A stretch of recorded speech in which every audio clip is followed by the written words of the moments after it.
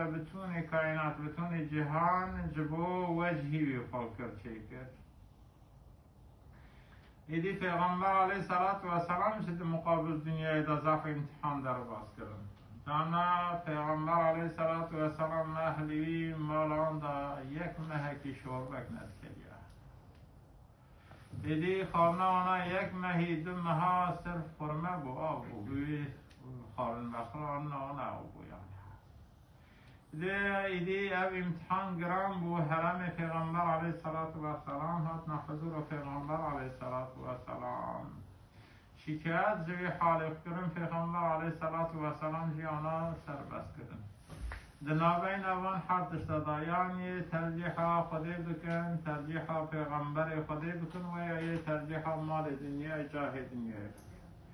ایدی پیغمبر علیه الصلاة والسلام نوین آخر حجرا خو یک مهی جوان قطعا و آن روانه بونرنشت رسول اکرم صلی الله علیه و سلم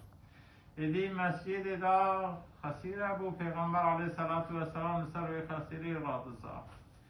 بجه روزه که حضرت عمر رضی الله عنه که به هندل دینا خدید و خسیر دی بدن مبارک دار نشتیه دا سایتی خیانه دا حضرت عمر زار دیگریه و یا رسول الله جمع بعزت جل جلاله جی کساج قیصر بهتری چیتری تو پیغمبر خودی آنها ده حیاتکم مرفه دانم تجی لسر وی خسیری دیدی پیغمبر علیه الصلاة والسلام ده یا عمر ایشی من دنیای به هر تننه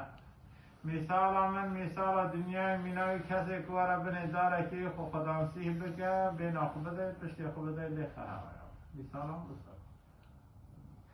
ایدی تو ناخذی دنیا جاه دنیا مقام دنیا جا اهل کفری را ببرا آخرش نارا وللآخرة خیر لك من الاولى آخرش ترا جا دنیا چیتر تره بل تؤثرون الحياة الدنيا والآخرة خير وابقى وان ترجيح دنیا دکن لسر آخرتی وان آخرتی ترک کن دنیا خودی قلبك خود تعالى عز وجل جوارا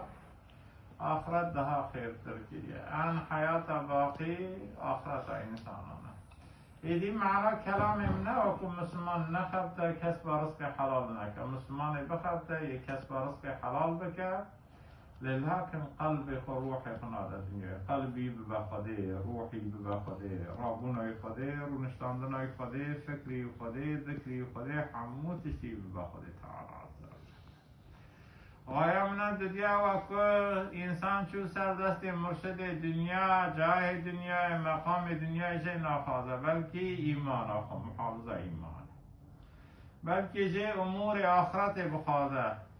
بلکه کفالت آخرت بخوازه بلکه کفالت بخوازه که شفاعت پیغمبر علیه السلام لورا انسان که قلبی روحی بدن و